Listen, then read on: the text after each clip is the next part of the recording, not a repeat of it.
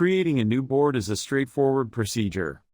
Begin in the default My Boards view, where you can see all your starred content and received invitations.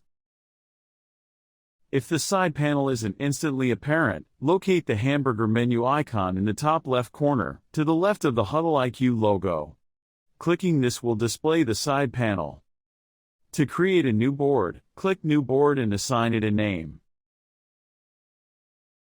You'll then need to choose the project in which the board will reside.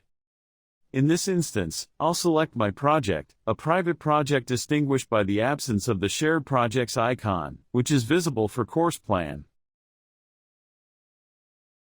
Additional options include uploading an image to represent your board. Furthermore, you can invite other members or guests to access the board, or generate visitor invitation links.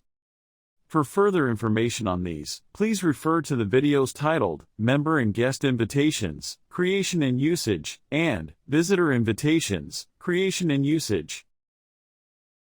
The option to open the board immediately after creation is also available. However, in this case, I'll opt to deselect this and click Create, consequently generating the board within my project.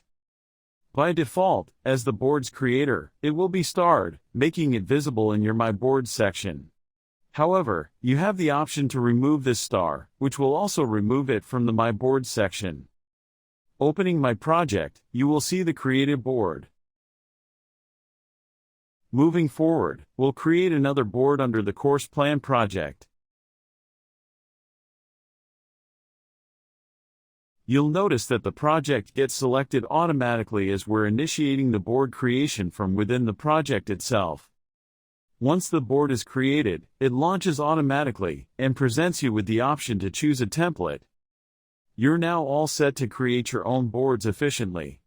Remember, your productivity is just a few clicks away.